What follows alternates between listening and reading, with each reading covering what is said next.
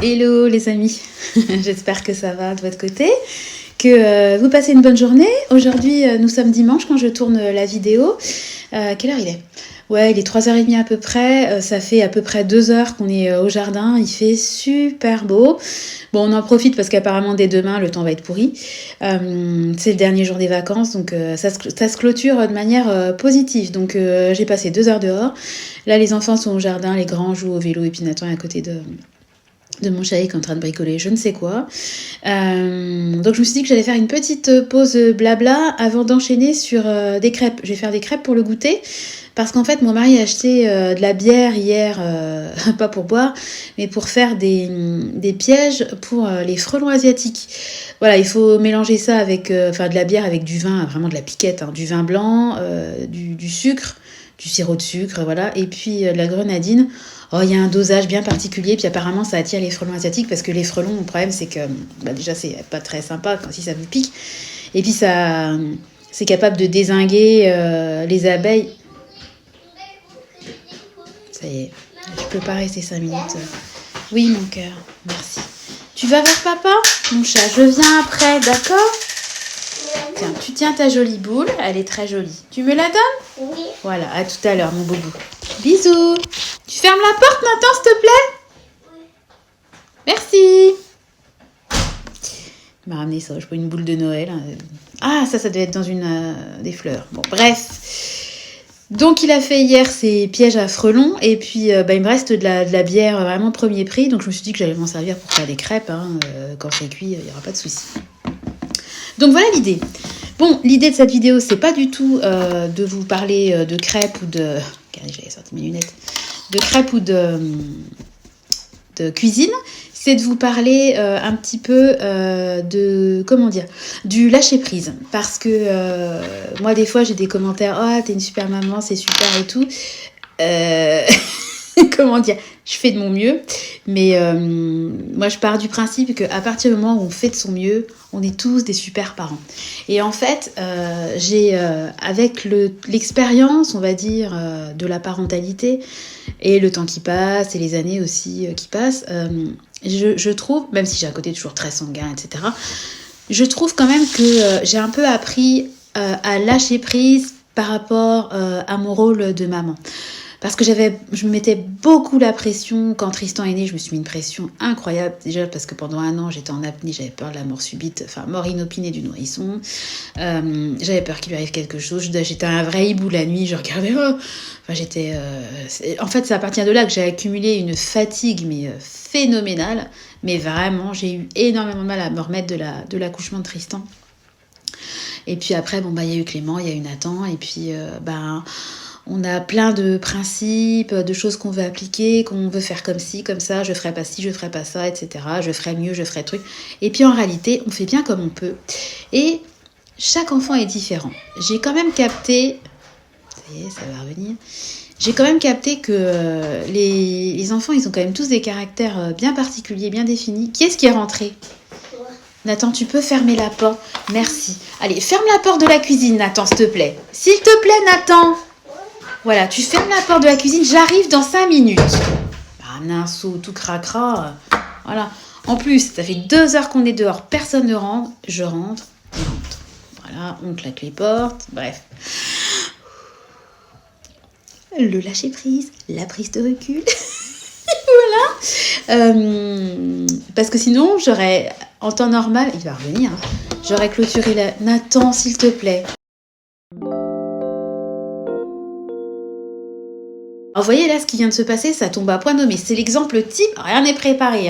Voilà, je fais une vidéo, je peux pas avoir 15 minutes sans être coupée toutes les 5 minutes. Donc en fait, j'ai 2 solutions. Soit je vais être au calme et je refais 15 fois la vidéo, soit, tiens, maintenant c'est mon mari qui s'excite dehors, soit, je laisse tomber, tant pis, je serai coupée à plusieurs reprises.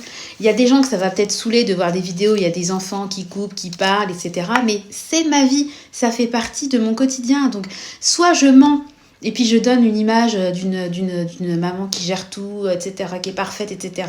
Soit je vous montre la réalité de mon quotidien, et dans la réalité de mon quotidien, des fois, très souvent, quand je fais des vidéos, je suis coupée. Et donc, en fait, c'est vraiment l'exemple type du lâcher-prise que j'ai appris et même que j'ai dû mettre en place parce qu'à un moment donné, vous devenez cinglé, quoi. Et je pensais, par rapport au lâcher-prise, je sais plus, je lisais un article, je sais plus, sur l'éducation bienveillante, la parentalité positive, toutes les techniques Montessori. Alors moi, quand j'étais enceinte de Tristan, et jusqu'à de nombreuses années, j'étais à fond là-dedans. Donc j'ai acheté énormément de jouets en bois, je faisais énormément participer les enfants à mon quotidien. Donc vous le voyez, Nathan, il m'aide, il y a plein de choses que j'ai conservées. Il m'aide à faire la cuisine, il débarrasse sa petite assiette, voilà, ils ont des chaises d'apprentissage pour regarder, pour se laver les mains en autonomie, pour que ça se passe, qu'il y ait des étapes, voilà, les préparer à l'entrée aussi en maternelle, etc.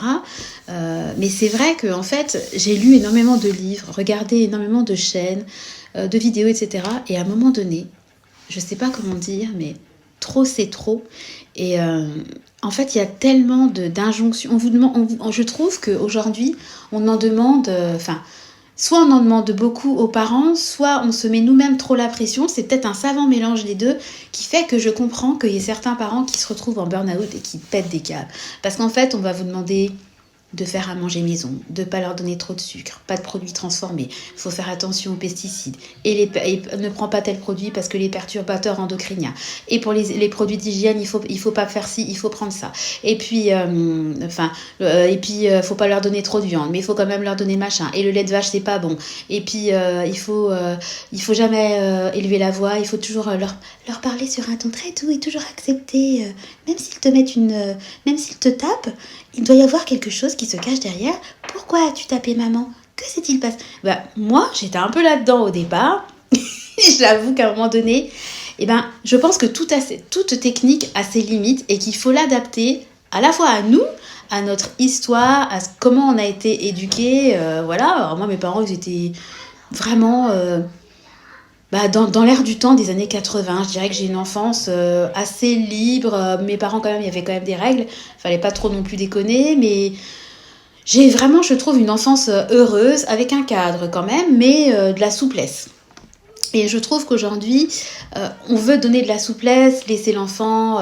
par exemple, la motricité libre, je trouve ça très bien de ne pas laisser les enfants toute la journée dans des parcs. Je trouve ça bien qu'ils puissent d'eux-mêmes apprendre à se tourner, à se relever, etc., à tenir assis, etc. Mais je ne suis pas contre, j'en ai jamais eu, mais je ne suis pas contre le fait d'avoir un parc chez soi parce que, ça paraît tout bête, mais quand vous avez envie d'aller aux toilettes...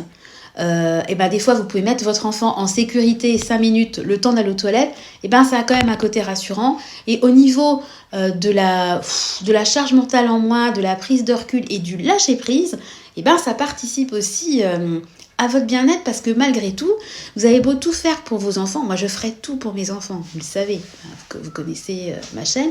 Vous avez beau tout faire pour vos enfants, à un moment donné, il faut savoir aussi s'écouter. Et quand c'est trop, c'est trop. Et moi, des fois, et c'est pareil au début, quand je faisais des retours de course, j'ai eu des remarques quand j'achète de la compote, parce que oui, on a des pommiers. Donc pendant des mois, on a de la compote maison, puis à un moment donné, on n'a plus de compote. Et moi, j'achète de la compote toute faite, industrielle, très mauvaise. Et j'ai eu une fois un commentaire qui m'avait vraiment marqué, et en plus c'était une mamie, donc ça m'a vraiment blessée. Il m'avait dit que j'étais une mauvaise mère parce que je donnais de la compote industrielle à mes enfants, et que elle, en tant que grand-mère, quand elle gardait ses petits-enfants, nanana. Et j'avais trouvé ça tellement bas de juger quelqu'un qu'on connaît pas par un retour de course, par un article qui ne satisfaisait pas à madame. Et quelle image elle donne, elle, en tant que mamie, de venir pourrir quelqu'un gratuitement. Enfin, je veux dire, moi je vais retourner le truc. Je dis, mais vous pouvez me permettre de donner des leçons, mais regardez la virulence, la méchanceté dans votre commentaire. Pourquoi? Quel est l'intérêt? On peut dire aussi les choses d'une manière... parce que les commentaires, ils peuvent être constructifs, même quand la personne n'est pas d'accord avec vous. Mais il y a la façon de tourner les choses. Et ça aussi, il faut prendre du recul et il faut lâcher prise, parce que sinon vous devenez cinglé. Mais ma vidéo, elle est surtout tournée par rapport à l'éducation, en fait, des enfants. Et c'est vrai qu'avec Chérie, on a quand même beaucoup lâché du lest, pris du recul. C'est vrai que on était, je me rappelle Tristan au début, non, pas de chocolat pour pâtes, nanana, etc. Nathan, il a 2 ans et demi, vous voyez bien, qui est bon.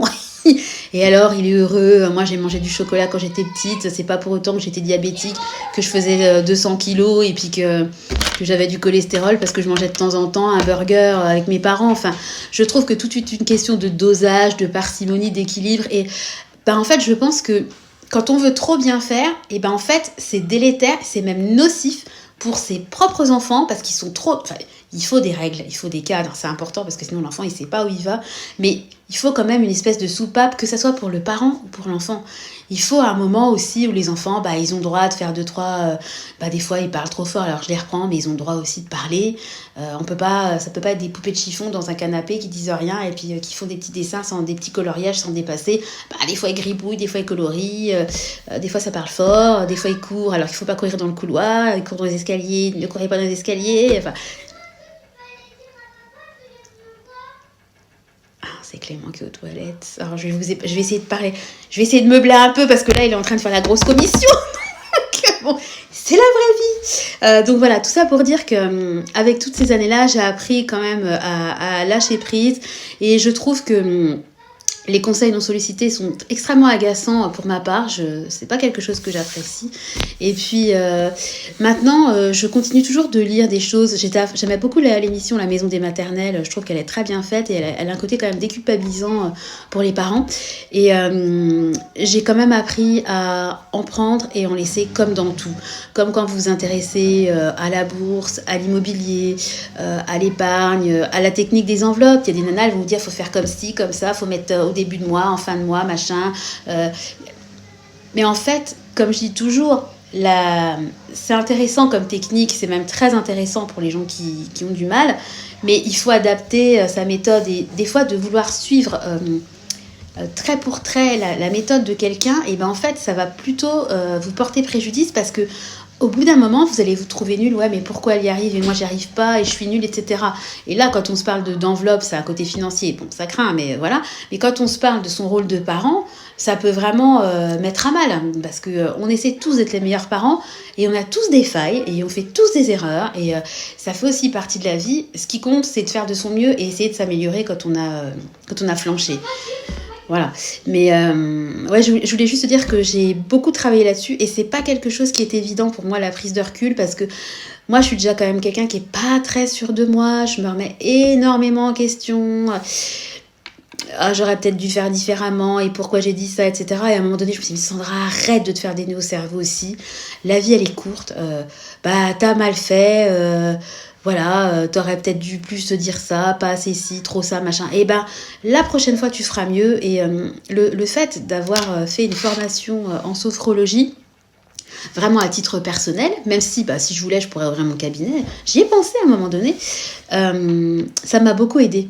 Parce que une fois que j'ai craché ma Valda, déjà ça me fait beaucoup de bien de parler, d'évacuer. Et je vous le dis souvent, quand je suis énervée, que je fais des vidéos un peu où j'ai besoin des coups de sang, en fait ça me fait du bien parce que moi je suis pas quelqu'un qui peut garder, j'ai besoin d'extérioriser. Donc une fois que j'ai fait ma petite vidéo de 15 minutes et que j'ai sorti ce que j'avais à sortir, déjà ça va beaucoup mieux. Et puis après c'est vrai que tous les exercices, ne serait-ce que les exercices de respiration ventrale, de visualisation, enfin bon, bref, tout ce qui est en lien avec la sophrologie, je vais pas vous faire un cours sur la sophrologie, on n'est pas là pour ça, mais ça m'a quand même beaucoup aidé à lâcher prise, et puis ça m'aide quand même au quotidien, et ça sert aussi à mes enfants parce qu'il y a des exercices, des techniques. Je vous parlais que j'ai acheté un collier, vous savez, pour respirer. Eux ils servent d'une paille. Quand des fois ils sont un peu surexcités, un enfant, c'est pas en lui disant calme-toi qu'il va se calmer, c'est bien au contraire, vous allez faire que faire monter la cocotte minute. Donc faut trouver des astuces. Il y a des choses qui marchent avec l'un, qui marchent pas avec l'autre, mais ça peut me servir quand même au quotidien. Et puis oui, ça participe, la prise de recul, ça participe quand même au bien-être. Et des fois, le fait, si vraiment je suis fatiguée, que voilà, etc., le fait d'aller 2 minutes m'isoler dans une pièce au calme, et puis juste de faire de la respiration, d'écouter une musique douce, etc., ça vous fait un bien fou. Mais c'est pas forcément quelque chose qu'on va faire quand on est dans une situation de stress. En général, on s'énerve, on s'excite, etc. Et c'est là que vraiment, ça peut être l'effet à boule de neige dans le mauvais sens. Alors que si on arrive à prendre du recul, en réalité, on se rend compte que on s'énerve pour rien. Parce que il y a quand même des choses graves dans la vie et des choses pas graves. Et si, je sais pas moi, Clément, il fait tomber, je lui dis apporte le plat spaghetti bolo et qu'il le fait tomber à terre, bon, je vais pas vous dire que ça va pas m'agacer. Parce que bon, s'il n'y a plus rien à manger, il faut tout recommencer. Ça peut être contraignant. Il y en a un qui sera content, c'est Finlay. Mais dans l'absolu, c'est pas gravissime, quoi. Voilà, c'est ça que je veux dire. Après, j'ai quand même une éducation où j'essaie de leur donner des règles, des valeurs. Voilà, je leur laisse pas non plus faire n'importe quoi. Il y a un cadre. Demain, on reprend l'école. Moi, j'ai un côté très organisé. Je prépare leurs vêtements la veille. Les biberons, c'est plus du biberon, c'est plus du lait en poudre, évidemment. Donc, je prépare le lait dans les biberons parce que Clément veut toujours boire au biberon, sinon il boit pas, donc bon, c'est pas grave, écoutez, le lâcher prise. Les biberons sont déjà prêts, enfin voilà, moi mes vêtements sont prêts. En général, je sais ce que je vais faire à manger pour le lendemain. Voilà, mon petit programme est fait dans ma tête, encore plus dans les périodes où je me retrouve seule à la maison. Vous vous doutez bien que seule, faut gérer. J'essaie en fait par des tout petits trucs de m'alléger en fait le quotidien, et c'est vrai que c'est comme un peu quand vous faites vos courses au drive, vous êtes moins tenté, donc vous gérez plus votre budget. Quand vous préparez vos menus, vous maîtrisez encore plus votre budget, parce que au drive des fois vous prenez un peu n'importe quoi. Si vous réfléchissez pas en amont à vos menus, vous aurez moins d'achats d'impulsion, mais ça sera peut-être vous penserez peut-être pas à certaines choses que vous auriez dû acheter. C'est pareil, à chaque fois qu'il manque quelque chose, ça paraît tout bête, mais je le note, parce que si je le fais pas, vous pouvez être sûr que je me dis, ouais, c'est bon, je vais y penser. Je suis à tous les coups, j'oublie, parce que j'ai une confiance en ma mémoire, mais ma mémoire, des fois, me fait défaut. Mais c'est pareil, quand je pense à un truc que je suis coupée par un enfant, après, le truc, il est parti. Donc, je note beaucoup, je l'avoue. Et j'essaie quand même au maximum d'alléger un peu les charges, le quotidien, pour pouvoir me centrer sur des choses quand même un peu plus importantes. Et puis c'est vrai que les enfants ils grandissent vite, ça passe vite, et puis des fois je me dis je m'excite pour rien, alors qu'en réalité Tristan il a 8 ans et demi, dans 10 ans il aura 18 ans, et 10 ans c'est beaucoup, 10 ans, mais c'est pas tant que ça 10 ans, et je me dis ouais, voilà, le temps passe, donc il faut aussi quand même savoir savourer le quotidien. Moralité, essayons dans notre quotidien qui n'est pas toujours facile, que ce soit parents, salariés, frères, sœurs, enfants, amis, on a l'actualité, on a toujours des trucs qui vont venir un peu polluer notre journée. Enfin, on allume la radio, ça m'énerve, allez, qu'est-ce qu'ils vont encore nous pondre, ou je sais pas, moi je dis n'importe quoi, Finlay, j'ai l'impression qu'il est un peu raplapla, je dis tiens, qu'est-ce qu'il a, est-ce qu'il nous couvre pas un truc, enfin, peu importe, voilà, il y a dans une journée, malheureusement, il est fréquent qu'il y ait des petites choses, des petits pics qui viennent un peu nous ternir la journée. Et c'est vrai que là, le lâcher prise, la prise de recul a son importance, parce que si on commence à se focaliser sur le négatif, on n'est pas sorti. Et moi, avec mon mari, on a quand même un côté plutôt poissard dans la vie.